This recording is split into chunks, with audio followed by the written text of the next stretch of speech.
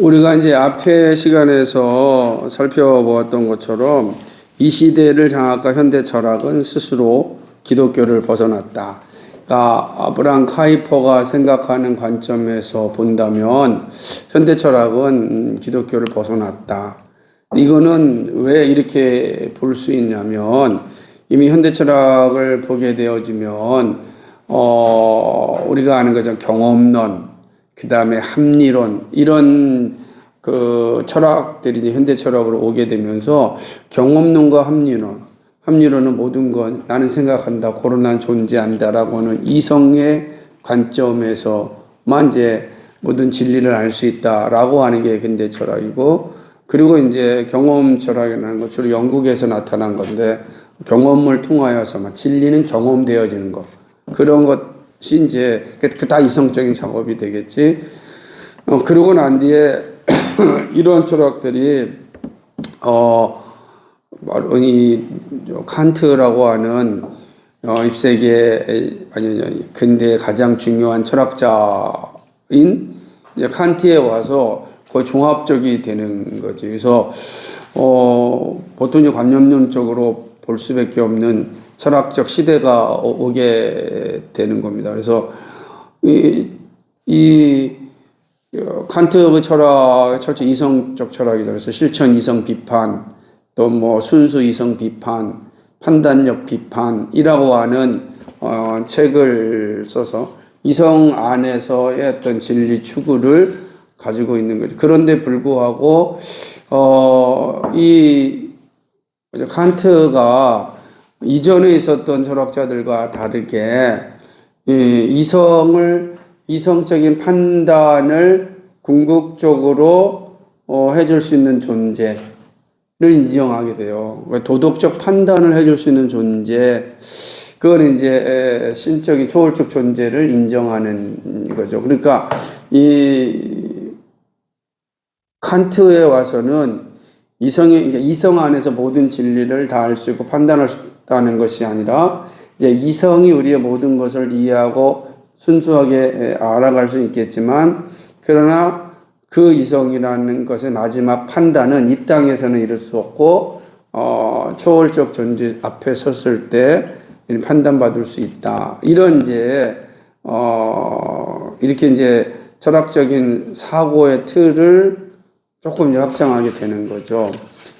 하지만 문제는 뭐냐면, 그런 어떤 초월적 존재가 이런 어떤 글이라든지 어떤 이 물질적인 존재에 갇혀 있을 수는 없다라고 보는 거예요. 그 무슨 말이냐면, 특별 계신 성경을 통하여 하나님을 알아간다라는 것은 이제 불가능하다라고 인식을 하는 거지. 그러니까 되게 의미가 있잖아요. 그러니까 아니 이성으로만 판단되는 것만이 진리다 했을 때 하나님이 이성으로 판단될 수 없으니까 하나님의 존재 자체를 부정하는 근대에서 아니다, 이성이 마지막 판단받는 존재가 있어야 된다.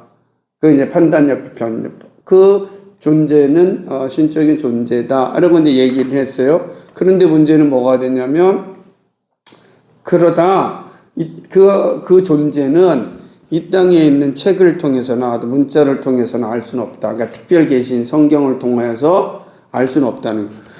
그러니까 우리는 기독교는 열심히 성경을 통하여 하나님을 알아가는 과정인데, 칸트는 이제 그거 자체를 이제 부수는 상황이 된 거지.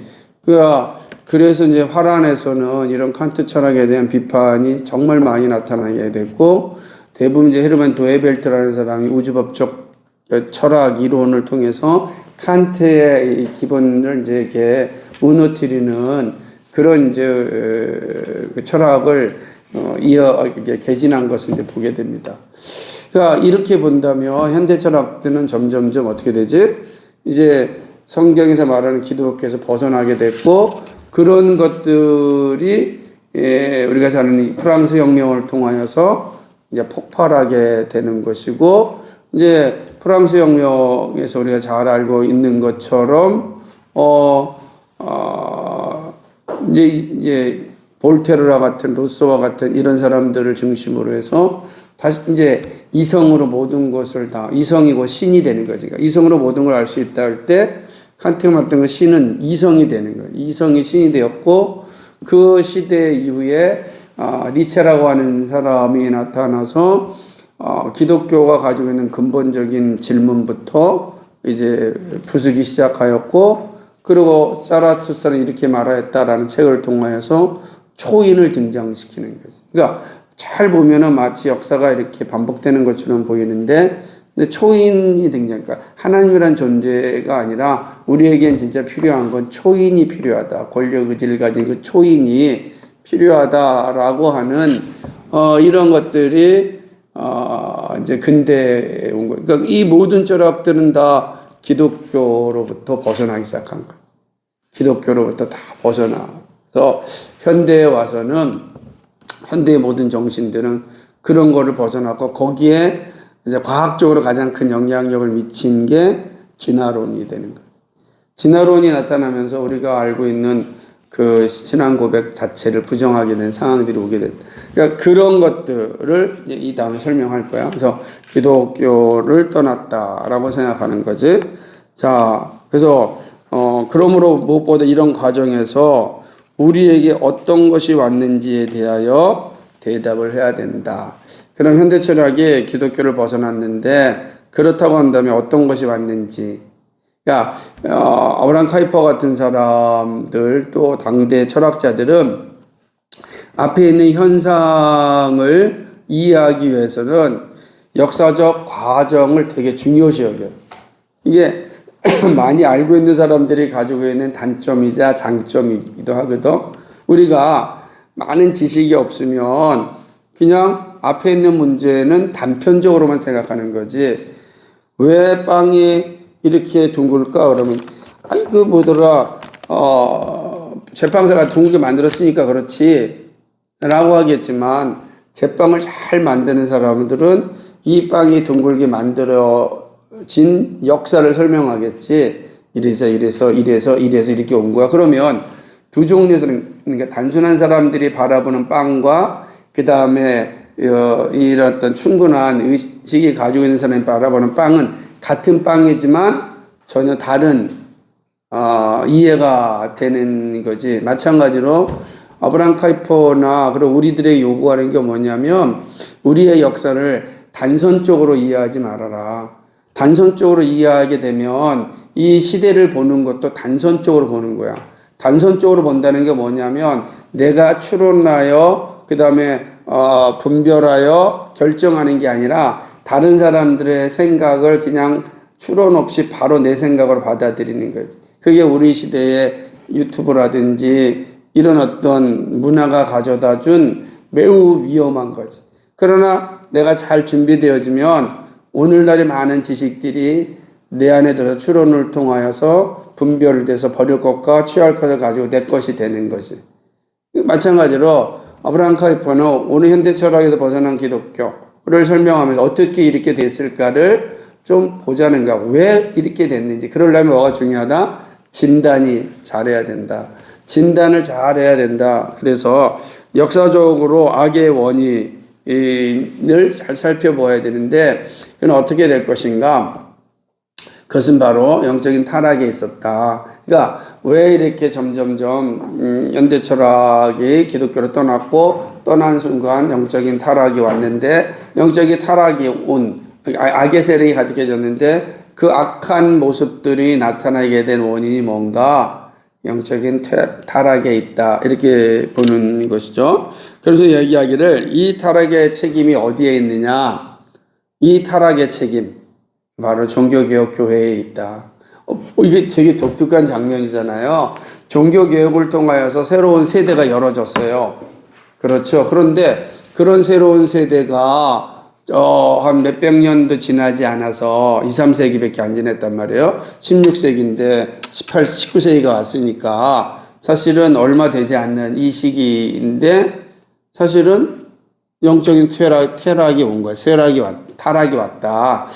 그렇다고 한다면 아니 중세 1000년을 허물고 새로운 세대를 열었던 종교개혁 그 개혁이 왜 이렇게 지속되지 못했는가? 그리고 오히려 그 영향력을 1789년 18세기 프랑스 혁명에게 넘겨줬느냐라고 하는 거예요. 여러분 그렇잖아요? 이거 되게 중요한 관점이 되는 거죠. 시대의 흐름을 지금 넘겨준 것 아니겠습니까? 그렇다고 한다면 그 원인이 뭔가? 그때 아브라함 카이파는 거는 종교개혁교회가 문제다. 그러니까 시대의 타락은 종교개혁교회에 있다. 이렇게 진단을 하는 겁니다. 그게 보는 거죠. 그래서 213페이지 여러분 지금 맨 밑에 보게 되면 이 종교개혁교회는 노마와의 투쟁에서 지쳐 잠들어 버리고 노마 캐톨릭 교회와의 투쟁에서 지쳐 잠들어 버리고 잎과 꽃이 가지에서 마르도록 하고 인류와 인간 생활의 전령에 관하여 자신의 의무를 현저히 망각하게 되었다. 그러니까 노마 캐톨릭과의 어떤 이 투쟁에서 지쳐버린 거예요. 왜냐하면 그럴 수밖에 없는 건 종교개혁 이후에 끊임없는 뭐에 시달렸어요?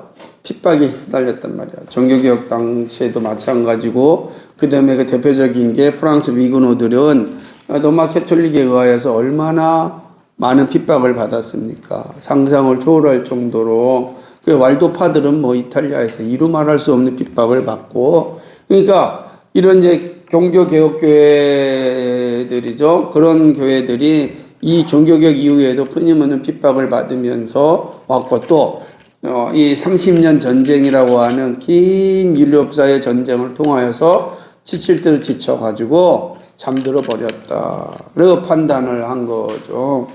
그러잖아요. 그러니까 이런 긴 시간들이 사실은 종교교회들이 힘을 가져야 되는데 못했고, 또 마찬가지로 영국으로 가서는, 영국에서 우리가 보면은 17세기에 웨스트민스터 신앙고 백서가 만들어졌지만은 18세기 존 웨슬레가 나오기 전까지 영국 사회는 완전 산업혁명 이후에 완전히 타락하고 쇠락하였단 말이에요. 그리고 난 다음에 이제 웨슬레의 부흥운동, 필드나 웨슬레 부흥운동 이후에 19세기가 이제 열어준 거란 말이에요. 그렇지만 그런 시대에도 불구하고 그 부흥의 불결도 19세기 또 다 식어졌다고요.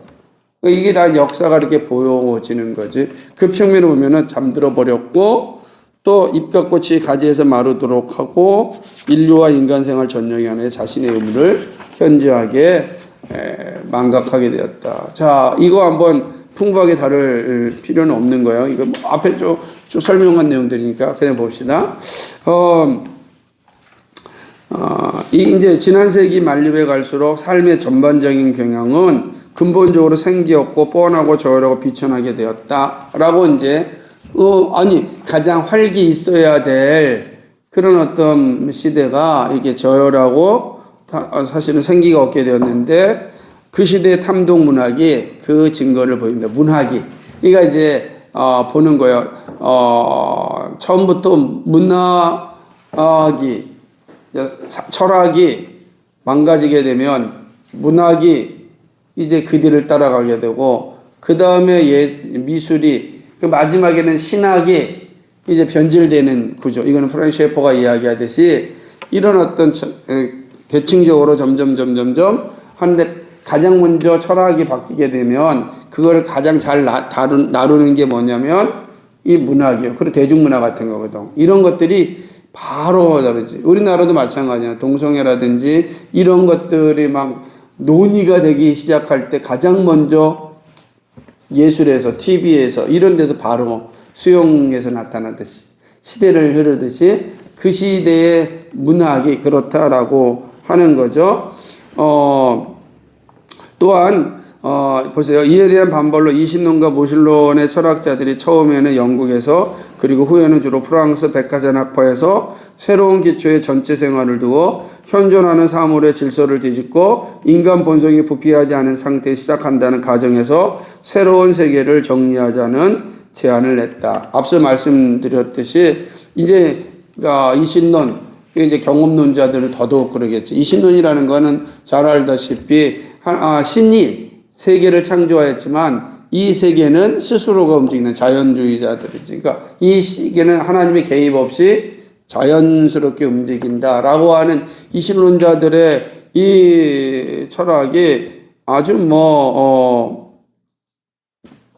엄청난 그 반응을 일으키게 되고, 그러니까 그렇다고 한다면 이제 스스로 인간들이 자신의 일들을 감당할 수가 있는 시대가, 그래서 이제 경험론이라든지 과학 경험론이라든지 과학이 막 발전할 수밖에 없는 그런 어떤 모습들을 다 가지게 되는 겁니다. 또 하나는 뭐가 되냐면, 우리 잘 알다시피 그 프랑스 대혁명 시대에 이제 백과전 산업, 아까 볼테르나 루소와 같은 백과사전학파, 이들의 생각이 뭐냐면, 원래 인간은 백지 상태에서 태어났다. 존 노코 같은 이런 어떤 사회개혁설주의자들. 그러니까 성경은 인간은 본래부터 어떤 존재다? 타락한 존재다 라고 본 거예요. 타락한 존재니까 타락한 세상에서 시작하려면은 타락한 인간이 스스로 이 땅의 모습을 가질 수가 없다 를 보는 거예요. 근데 존 노코는 뭐냐면은 그러지 않다. 인간은 아직까지도 무죄 상태다 이렇게 생각하는 거지. 그러니까 우리 무죄 상태, 본성 상태, 은혜의 상태, 영혼의 상태로 보는데, 계몽주의자들이, 이들은 계몽주의자라 그러는데, 이 18세기의 계몽주의자들의 입장에서 뭐가 되냐면, 아니, 여전히 인간은 무슨 상태다? 본성 상태는 개념이, 무죄 상태는 개념이 아니라 백지 상태라는 거야. 인간이 태어날 때 하얀 백지다. 백지에 어떻게 그림을 그리느냐가 그 사람이 된다. 그 나라가 된다. 그래서 그 나라를 만들기 뭐가 필요하다? 계약이 필요하다는 거예요. 우리가 이런 나라를 만들자. 그러니까 새로운 제안이야. 이거는 이전에 가졌던 기독교 시계가 가졌던 것과 전혀 다른 제안을 18세기 계몽주의자들이 이제 하게 된 거죠. 그리고 1789년 이제 18세기 후반에 이제 가장 유명한 프랑스 대혁명을 통하여서 이게 이제 실행된 거지. 그러니까 이런 생각들이 실제로 정치적으로 실행을 되게 된 거죠. 그러니까 이 프랑스 대혁명은 정말로 대단한 사건이 됩니다. 그래서 보통 제가 지난번에 설명했지만 다시 한번 듣고 머릿속에 입력하는 게 필요한 거예요. 반복해서. 혁명이라고 하는 거를 쓸 때는 이거는 뭐냐면 단지 정치 체제가 바뀌는 것만 의미하지 않아요. 혁명이라는 단어를 쓸 때는 그거는 정치, 경제, 사회, 문화, 인간의 삶의 기본까지 싹 바뀌는 걸 혁명이라 그래요.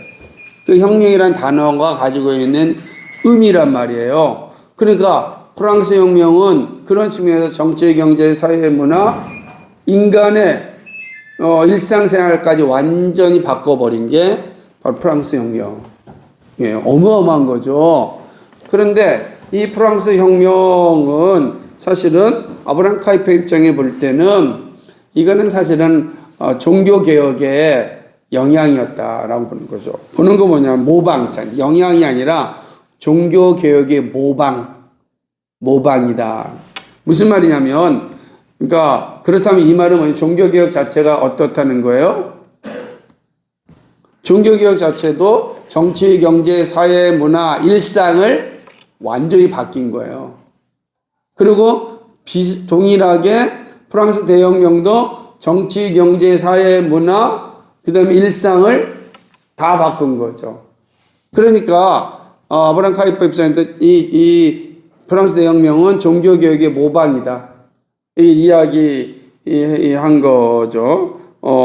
그런데 참 재밌는 거는 왜 아브라함 카이퍼 재밌는 거는 이런 표현을 해요.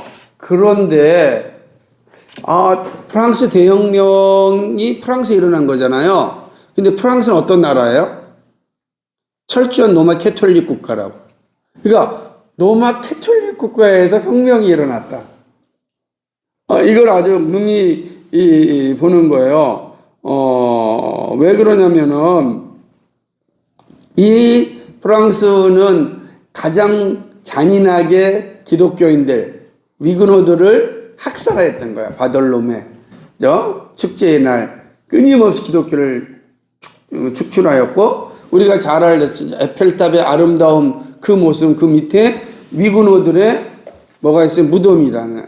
그러니까 이런 어떤 그 모습들을 가지고 있는 나라에서 이게 나타났다라고 하는 거죠. 추방당했죠. 그러면서 이렇게 얘기합니다. 이 말을 한번 깊이 인식을 해야 돼요. 프랑스와 로마 카톨릭 나라에서 이 격렬한 개신교 압제 이후 고대 독재주의가 상승했고 이 나라들에서 종교개혁의 모든 열매가 사라졌다. 그러니까 이런 게 이제 혁명이 일어난 뒤에는 뭐가 돼요? 독재가, 사실은 이제 프랑스 혁명이 독재가 시작되어지게 되고, 그리고 철저하게 기독교적인 색채를 없애는 작업을 한 거죠. 그러니까 기독교가 가지고 있는, 칼빈주의가 가지고 있는 영향들이 이제 프랑스에서 싹 사라지기 시작하는 거예요. 그럼 어떻게 되겠는가라고 하는 거예요. 어떻게 되는 거죠? 그래서 이렇게 얘기합니다. 이 책을 보게 되면 이는 칼빈주의의 희화화를 통하여, 칼빈주의를 이제 우습게 만든 거죠. 우스꽝스럽게 만든 거죠. 칼빈주의의 우스꽝스러움을 통하여서 외적인 폭력으로 자유를 위해 투쟁하고 유사민주주의적 사태를 수립하려는 시도를 불러일으키고 강요했다라고 보는 거죠. 그러니까 이런 모습들이 이제 프랑스에서 나타나게 됐다라고 하는, 그러니까 프랑스 대혁명은 사실은 종교개혁의 모방이지만 반면에 종교개혁을 우스꽝스럽게 만든 거지. 종교개혁을 우스꽝스럽게 만든. 그러니까 새로운 세대가 필요하지. 종교개혁 교회가 주도하는 그런 시대가 아니라 이제는 이성이 우리의 신이다 라고 하는 이성 중심의 이제 사회로 이제 가게 되는 거죠. 재밌는 건 뭐냐면, 여러분, 종교개혁 시대에는 폭력적으로 사람을 죽지 않았어요. 그런데 역사상 프랑스 대혁명을 통해서 어마어마하게 많은 사람이 폭력으로 희생당합니다. 그러니까 자유와 이성을 강조했던 프랑스 혁명은 어떻게 됐어요? 폭력으로 점철된 그런 이제 역사를 가지고 있죠. 여러분 어떻게 생각하세요? 이성이 우리의 신이다라고 하는 시대에 가장 큰 폭력으로 많은 사람이 죽었다라고 하는 거죠. 그러니까 이런 측면에서 본다면 아브라함 카이퍼는 이게 유사민주주의지 진정한 민주주의가 아니다. 그러니까 프랑스 혁명을 통해서 만들어진 시대를 참된 민주주의라고 말할 수 없다. 유사민주주의다. 이렇게 얘기하는 거예요. 그러니까 이성이 지배하는 곳에 나타나는 끔찍한 현실을 보여주는 거죠. 이런 유사민주주의적 사태는 그죠. 독재 체제로의 복귀를 막으려는 것이었다. 그러니까 그것뿐이었단 말이에요.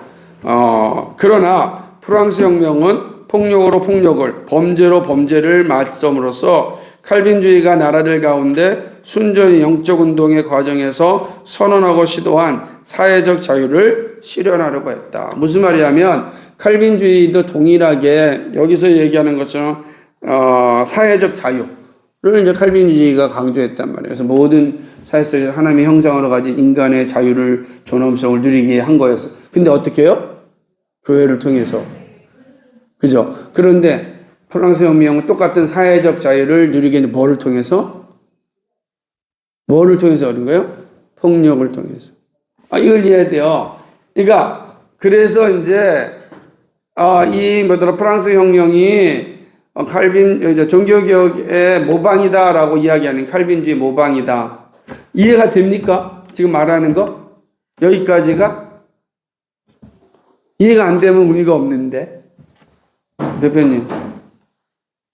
개혁이라는 측면에서.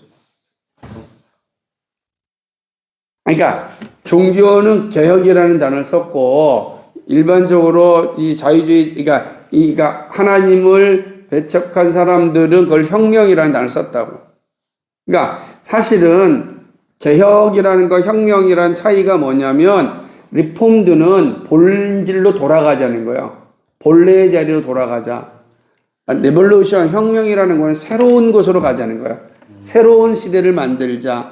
그러니까 리폼드라고 하는 건 본래의 기준, 성경이라는 본래의 기준으로 돌아가서 성경이 말하는 그런 사회를 만들자. 근데 그런 성경이 말하는 본래의 사회의 아름다움은 뭐예요?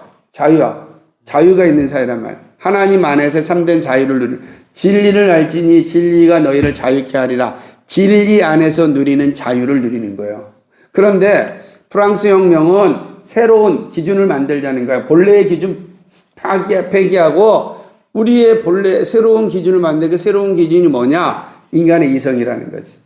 왜 새로운 기준을 만들려면은 우리가 어떻게 돼? 우리의 태어난 상태가 뭐라고 한정해야 돼?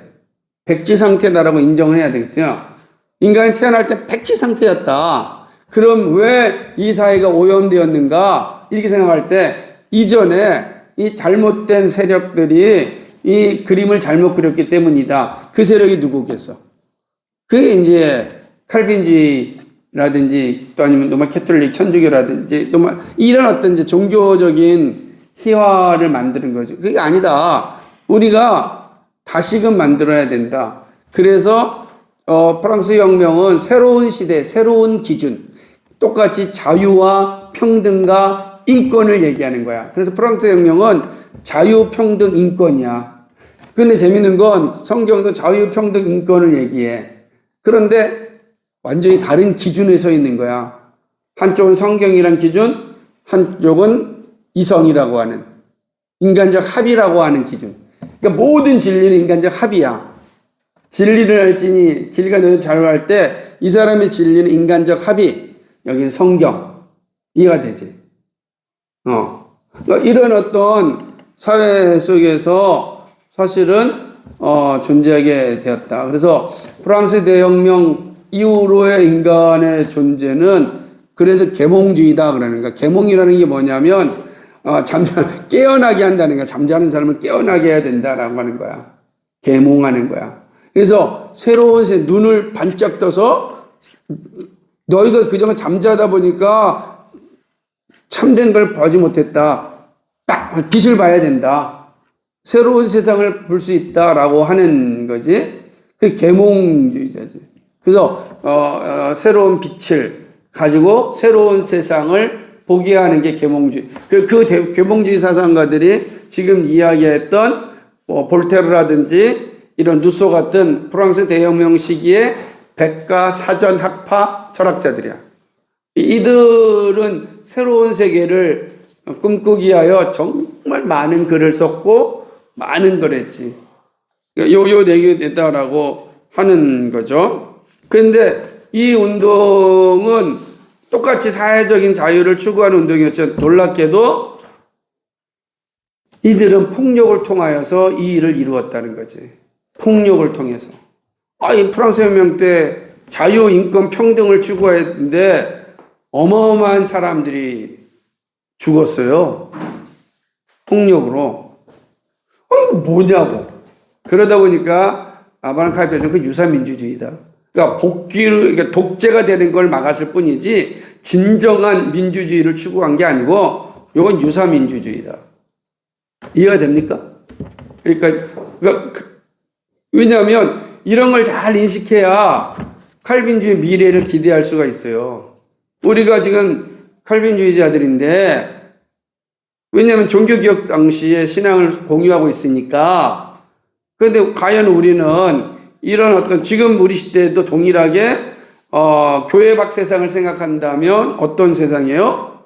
여전히 1789년에 나타난 이 계몽주의 프랑스 혁명이 여전히 우리를 지배하고 있잖아. 그걸 어떻게 알 수 있냐면 여러분 대학들 보자. 대학들이 추구하는 이념이 뭐야?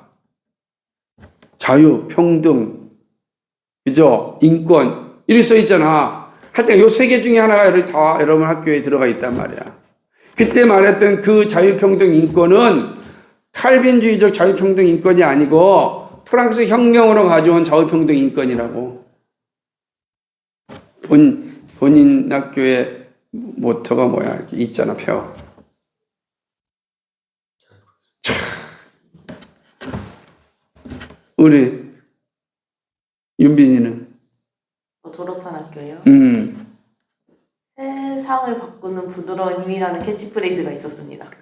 그래? 아니 원래 학교마다 다 이렇게 교훈이 있는데 학교 교훈 얘기하는 거거든. 아이 참. 연세대 교훈은 알 것 같습니다. 뭐야? 진리가 너무 그러니까 이게 되게 중요한 거야. 학교마다 다 그래요. 그래서 한번 찾아보세요. 나와 있어요. 찾아보면은 그 개념 현대의 그 대학들이 가지고 있는 교훈이 다 대부분 프랑스 대혁명을 통해서 온 것들이라고. 그러니까 우리는 여전히 그 지배 아래 있다니까. 여전히 이 시대가 그 지배 아래 가르치는 거지. 오늘 우리가 인권이라는 강조를 많이 하잖아. 인권, 그지? 그래서 뭐 젠더 이론도 나오고 막 인권을 되게 강조하잖아. 그럼 오늘날 말하는 그 인권이라는 기원이 어디겠는가? 그러니까 인간에 보는 인권이 두 가지 기준이 있다고. 하나는 뭐냐면 성경이 말하는 인권, 하나님의 형상으로서 인권이 있고, 또 하나 인권은 뭐냐면 프랑스 대혁명이 말하는 인권, 백지 상태로 태어난 순전하고 무결한 인권 있는 거야. 뭘 써 있느냐가 다르지. 우리는 인간은 원래 타락하였다 보지만 여기 그러지 않거든. 백지 상태로 태어났다. 그러니까 완전히 개념이 달라. 물질적인 인간과 그 다음에 영적인 인간이 다른데, 우리가 생각하는 오늘 시대의 모든 고등교육과 여러분이 밖에서 만나는 모든 사람들의 사고의 기저에는 프랑스 대혁명이 말하고 있는 자유, 평등, 인권이 있다고. 우리가 평등한 나라를 만들자고 할 때 그 의미는 바로 프랑스 대혁명이 말하였던 그 평등이야. 우리가 말하는, 성경이 말하는 평등의 개념이 다르단 말이야. 그죠? 그래서 아브라함 카이퍼가 만든 당 이름이 반혁명당이야. 프랑스 대혁명을 반대한다 할 때 반혁명당이 되는 거야. 왜냐하면 기준이 다르니까. 그러니까 이거를 잘 이해를 해야 돼. 근데 이게 마치 그냥 1920년에 20세기 초에 쓴 책이니까, 20세기 초가 아니죠. 19세기 말, 20세기 초죠. 그러니까 그런 걸로만 생각하지 말고 21세기를 살아가는 우리도 여전히 작동하고 있다라고 이제 보는 겁니다. 어렵지만. 자, 봅시다. 예. 당연하다. 자, 여기서 일부를 멈추도록 하겠습니다.